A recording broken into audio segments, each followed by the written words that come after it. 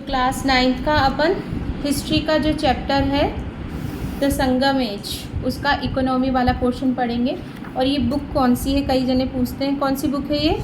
Morning star book है, total history and civics name है इसका,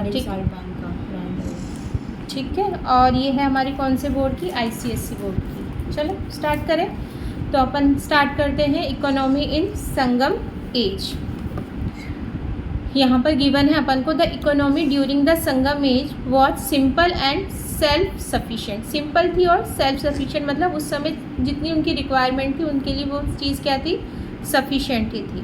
the people were industrious and they believe in living well by earning wealth. जो यहाँ के जो पीपल है वो इंडस्ट्रियस थे और बिलीव करते थे अच्छी वेल्थ यानी अच्छी अर्निंग करने में, अपनी लाइफ को बहुत अच्छे से जीने के लिए क्या करते थे, उनका विश्वास था, अच्छे से सब कुछ रहता था, ठीक है। The Sangam literature points to the existence of both the wealthy and the poor in society. जो संगम लिटरेचर में जो मेन पॉइंट बताए गए एग्जिस्टेंस, वो वेल्दी और पुअर इन सोसाइटी, यानी दो तरीके के वहाँ पर कम्युनिटी, एक तरीके से अपन बोले, या पर्सन उस तरीके के वहाँ पर होते थे। कैसे, वेल्दी और पुअर दोनों ही। The wealthy people included the king and those who surrounded them. Wealthy people में कौन इंक्लूड होते थे, किंग्स होते थे, और या फिर उनके आसपास के जो भी पर्सन हुए, लाइक उनके चीफ जो भी हुए वो हुए। और the poor were either the farm and क्या है, कैजुअल लेबर और द वेंडरिंग मिनिस्ट्रेल्स, ठीक है, यानी फार्मर्स हो गए या फिर लेबर पर्सन हो गए, वो सारे पुअर पीपल के अंदर काउंट होते थे, ठीक है। The division of social groups into the rich and poor was accepted as natural as poverty was considered the result of past action of man. तो हम यहाँ पर देखिए जो डिवीज़न जो सोशल ग्रुप का किया गया है, रिच और पुअर वाला, वो नेचुरली क्या किया गया है, एक्सेप्टेड है, मतलब शुरू से अपन अभी के टाइम में भी तो ये सारी चीज़ें देखते हैं ना। और यहाँ पे गिवन है poverty was considered the result of the past action of man. और पॉवर्टी क्यों होती थी, जो भी पर्सन है उसके जो पास्ट एक्शन है, उन्होंने पिछले जन्म के जो कर्म है उसके अकॉर्डिंग वो कंसिडर की जाती थी कि इसलिए वो पर्सन क्या हुए, पुअर है, ठीक है। अब यहाँ पर एग्रीकल्चर देखते हैं, इसमें गिवन है इकोनॉमी के अंदर part. Agriculture was the main occupation. The main crop was rice while other crops included cotton, ragi, sugarcane, pepper, ginger, cardamom, turmeric, cinnamon, different variety of fruits etc. तो वहाँ पर जो मेन क्रॉप तो अपन बोले तो एक तरीके से राइस होती थी, उसके अलावा ये सारी जो भी चीज़ें होती थे इनका भी यहाँ पर क्रॉप प्रोडक्शन होता था, ठीक है। Construction of embankment and canals for irrigation was undertaken by the state. अब वहाँ पर जो इरिगेशन किया जाता है, यानी क्रॉप पे जो पानी देने की जो प्रोसेस है वो किस मीन के थ्रू की जाती है, तो एम्बैंकमेंट्स यानी छोटे छोटे जो गड्ढे खोद कर उस तरीके का, या फिर हम बोल सकते हैं कैनाल्स के थ्रू। कैनाल्स तो होती है ना स्ट्रीम, जो पानी की छोटी मोटी जो स्ट्रीम निकाली जाती है उसके थ्रू होता था। Chera country was noted for its jackfruit, pepper and turmeric. जो चेरा अपन ने शुरू में इस चैप्टर में देखा भी था कि इसको अलग अलग उसमें पार्ट्स में डिवाइड कर रखा था ना, उसमें एक चेरा भी था, चेरा था, पांड्या था और चोला था, इस तरीके का। तो जो चेरा वाला कंट्री था वो किस लिए फेमस था, एक तरीके से बोला जाए तो वो जैक फ्रूट, पेपर और टर्मरिक के लिए। और in Chola country a piece of land yielded much paddy. वहाँ पर जो चोलाज है वहाँ पर पैडी, मतलब कि एक तरीके से बोला जाए तो राइस की वहाँ पर क्रॉप ज़्यादा होती है, पैडी राइस को ही तो बोलते ना, ठीक है। Many rural activity like the cultivation of ragi and sugar cane, the making of sugar from the cane and the harvesting and drying of grain are describe in the Sangam poem in detail. तो जो संगम as की जो poems है उनमें detail में इन सब चीज़ों का बताया गया है कि जो भी ये अर्बन रूरल एरिया हुआ उसमें जो भी एक्टिविटी होती थी उसमें रागी का कल्टीवेशन हो गया, शुगर कैन का कल्टीवेशन हुआ तो उससे शुगर बनाई जाती है, हार्वेस्ट किया जाता है, उसको सुखाया जाता है, और जो ग्रेन्स है उन सब का सब पोम में बताया गया है कि मतलब एक तरीके से एग्रीकल्चर के बिहाफ पे रिच था उस समय का जो भी टाइम था। चोलाज हो गए, चेराज हो गए, ये समझ में आ रहा है एग्रीकल्चर वाला। ये तो इजी लैंग्वेज में गिवन है अपन को, ठीक है। और इनका अदर ऑक्यूपेशन अपन देखें, एग्रीकल्चर तो हो ही गया, अदर में देखेंगे next to agriculture spinning and weaving were the most widely practised crafts. यानी एग्रीकल्चर के अलावा स्पिनिंग हो गया यानी कपड़े की बुनाई और ये सारी चीज़ें हैं। स्पिनिंग यानी घुमा के चरखे से पहले तो धागा बना और धागे से थ्रेड से क्या बनाया, वीविंग करके क्या बना दिया, क्लोथ बना दिया, और उसमें फिर क्राफ्टमैनशिप की जाएगी सुंदर सुंदर तरीके का, वो सारा काम होता था। Spinning and weaving of cotton are perhaps also of silk had attained a high degree of perfection. और यहाँ पे जो स्पिनिंग और वीविंग होती थी वो कॉटन की तो होती थी, उसके अलावा सिल्क की भी होती थी। सिल्क में attend high degree of perfection, और यहाँ पे जो भी ये स्पिनिंग और वीविंग का काम होता था वो बहुत ही अच्छे से परफेक्शन के मीन यानी एकदम परफेक्टली किया जाता था उस एज में। The spinning was the part time occupation of women. जो विमेन है उनका जो स्पिनिंग यानी चरखा से धागा काटना यानी धागा बनाने का प्रोसेस उनका पार्ट टाइम जॉब था एक तरीके से। The weaving of complex pattern of cloth and silk is often mentioned in literature and Uraiyur was a major centre of cotton trade. तुम्हारा हो गया वाला क्वेश्चन? अच्छा, अभी 1 मिनट देखते हैं।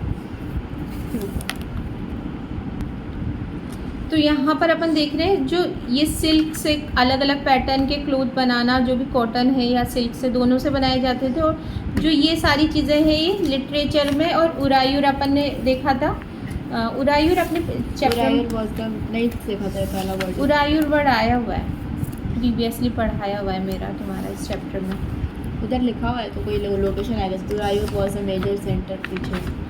अच्छा, was a major centre of cotton trade, यानी ट्रेडिंग के लिए जो मेजर सेंटर था वो कौन सा था? उरायूर। ये अपन ने जो शुरू में इसके पार्ट्स पढ़े थे ना इसमें, उसमें हाँ उसके अंदर था उरायूर, ठीक है। The poem mention cotton cloth as thin as the skin of the snake or a cloud of steam, so finely woven that the eye could not follow the course of the thread। तो अब यहाँ पे संगम as की poem है उसमें क्या mention किया जाता है, जो कॉटन क्लॉथ होता था वो इतना थिन होता था जैसे हमारी स्किन हो गई ना, स्किन हमारी क्या स्नेक की जो स्किन है उसकी तरह एकदम थिन होगा, या फिर क्लाउड ऑफ स्टीम यानी धुआं जो होता है ना उसका क्लाउड के तरह उसके तरह सॉफ्ट हुआ, और इसकी तरह क्या हुआ, पतला हुआ। एक्टिविटी वाला बोल रही थी तुम, रीड कर रही हो? अच्छा, ठीक। और फाइनली वुवन यानी इतना अच्छा सुंदर तरीके से वो किया जाता था, आई कैचिंग मतलब देखते ही पसंद आ जाए किसी को। फिर है हमारा scissors and needles were known, जानते थे लोग वहाँ पे सब चीज़ों को, संगम एज में भी इन सब चीज़ों को जानते थे। In addition to cotton and silk cloth made of wood fibre was also use by the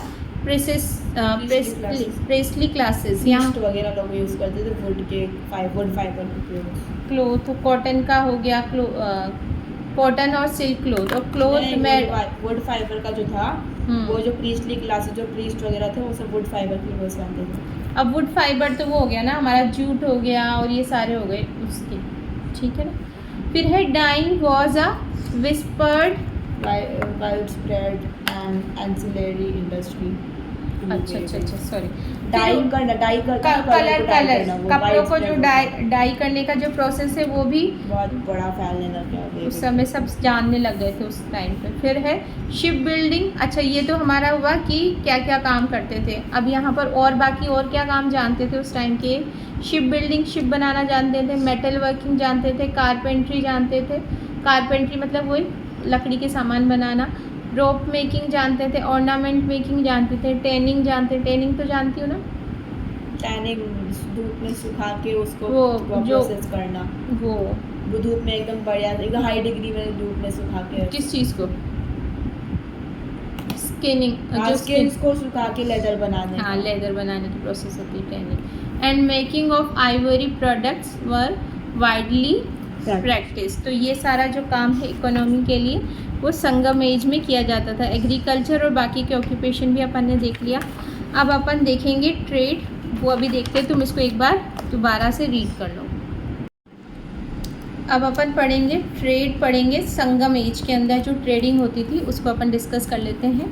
तो ट्रेड किस तरीके का था संगम एज में अपन देखेंगे। तो the Sangam literature is full of details regarding the commercial activity of people. यानी संगम एज में जो कमर्शियल एक्टिविटी होती थी वो बहुत ज़्यादा होती थी। ट्रेड बहुत international and foreign, internal and foreign was well organise and briskly carried out through the period. यानी संगम पीरियड के अंदर पूरा जो ट्रेडिंग है वो इंटरनली भी और जो फॉरेन यानी बाहर भी ट्रेडिंग होती थी, जिसे अपन क्या बोलते हैं, इंटरनल एंड एक्सटर्नल ट्रेड होता था। उसको अपन इम्पोर्ट एक्सपोर्ट हाँ। वाला जो सारा सीन है वो होता था। ठीक है।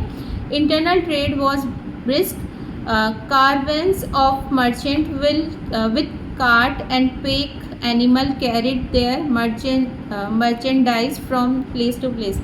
यानी कारवेंस के थ्रू या एनिमल के थ्रू एक कैरावैंस वो होता है ना, लाइक मतलब वैन टाइप का, होम टाइप का वैन जिसमें पिकअप बेड और वगैरह सब लगा रहता है इस टाइप का। हाँ, तो उसके थ्रू इधर से उधर चीज़ों को पहुंचाया जाता था। ठीक है।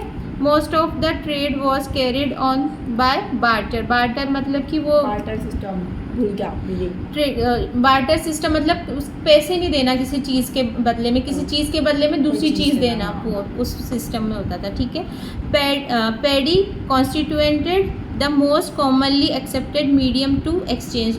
जैसे उस समय में एक्सचेंज के लिए क्या लिया जाता था, कोई भी चीज़ का पेमेंट पैसे में तो होता नहीं था, पैडी के थ्रू, यानी उसके लिए अनाज दे दिया, मतलब चावल दे दिया।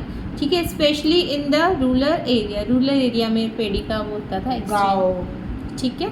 Salt was old sold for paddy, मतलब गेहूं के बदले सॉल्ट, ऐसा वीट के बदले सॉल्ट। ठीक है। और paddy was sold by mentioning it's price in term of salt. यानी 1 kg सॉल्ट के बदले इतना पैडी मिलेगा, उस तरीके 2 kg सॉल्ट के बदले इतना पैडी मिलेगा। तो ये सारा होता था। ठीक है। तो मैं आई गया honey and roots were exchange for fish oil. Honey को और जो रूट्स जड़े, किसी भी चीज़ का रूट्स हो सकता है ना, जो भी स्पेशली तुम्हें इतना शहद, इतना ग्राम शहद दो, हम तुम्हें मछली देंगे, 2 मछली देंगे। There were established market called Angadi।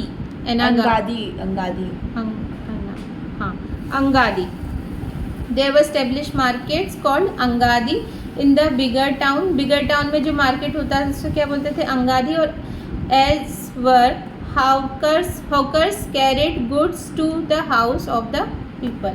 अब ये तो अभी भी हॉकर्स कूली, वो एक जगह से दूसरी, मतलब मोस्टली हिली एरियाज में कूली दिखने मिलते हैं हमें। कुली भी, और ये जो लोग होते हैं ना जो बाहर सामान आके बेचते हैं वहाँ लगा लगा के, वही तो हॉकर्स होते हैं ना। अच्छा, तो हाँ। बहुत सारे। ठीक है। फिर है हमारा there was an extensive trade with the foreign countries.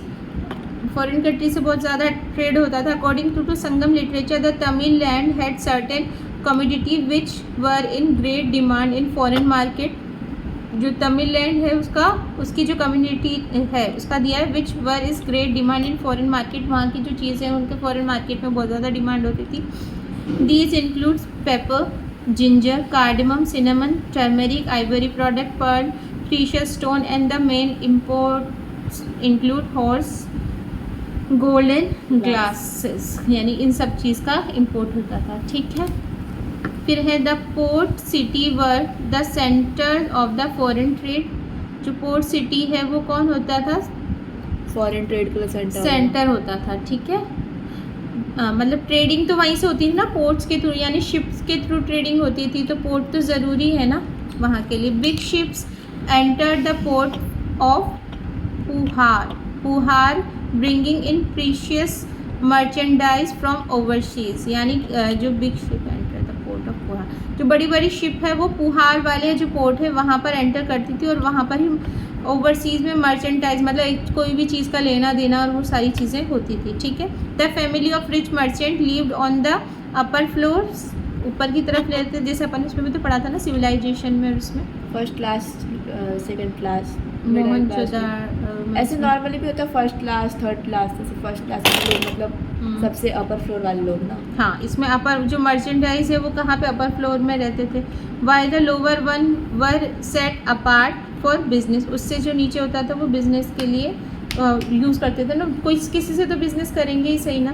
फिर है Saliyur in the Pandyas country and the Bandar in Cheras are counted among the most important port in the poem. तो जो संगमेश की पोम है उसमें पांड्यास का जो इम्पोर्टेंट पोर्ट था वो साल्यूर था, और जो चेरास का जो इम्पोर्टेंट पोर्ट था वो क्या था, बांदर। जिसे बंदरगाह ही तो बोलते हैं ना आज हिंदी में, तो उसको पोर्ट। फिर है हमारा the Periplus of the Red Sea that describe navigation and trade of the Roman empire gives information of the trade between the Indian and Roman empire. जो पेरिप्लस है रेड सी में, वो डिस्क्राइब करता है navigation and trade of the Roman empire. Roman empire का जो trading है उसको डिस्क्राइब करता है, ठीक है। और it mention the port of Naura है, कहाँ पर है, केनानौर में, और कैनानौर और त्यानदिस है इन आइडेंटिफाइड विद पोनानी एंड मुजिरिस है, क्या है, क्रैनगेनौर, क्रैनगेनौर ये जगह के नाम है। As of leading importance of the west coast, ये एक तरीके से कोस्ट पे जो बंदरगाह हुए ना, इनका बंदरगाह मतलब कि पोर्ट्स हुए उनका। फिर है द पेरिप्लस ऑल्सो मेंशन उरायूर क्या था, पोर्टन ट्रेडिंग के लिए इम्पोर्टेंट प्लेस था ना। All the pearls from the coast were sent to Uraiyur and exported, वहाँ पर जो पर्ल्स है फ्रॉम द कोस्ट, यानी वहाँ से जो भी पर्ल्स है वो सेंड किए जाते थे उरायूर में, और वहाँ पर क्या किए जाते थे, एक्सपोर्ट किए जाते थे। It notes further that the great quantity of Muslim was made in the region of Andhra. तो जो muslin it notes further cloth होता है ना। It notes further that a great quantity of muslin was trade in the region of Andhra. अच्छा, यहाँ वैसे भी अपन ने क्लोथ वाला जो पढ़ा था ना पिछला, उसके लिए दिया हुआ है वो क्लॉथ ट्रेडिंग होता है मसलिन वहाँ पे आंध्रा में, आंध्र प्रदेश वाला जो साइड हुआ।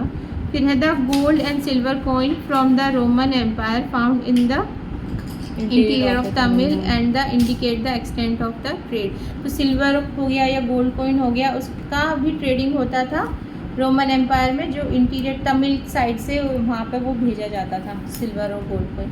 तो ये अपन ने ट्रेडिंग देख ली, और आज क्या देख लिया, उसके अलावा अपन ने इकोनॉमी देख लिया, economy of the Sangam age, economy of Sangam age और ट्रेड इन संगम एज अपन ने देख लिया।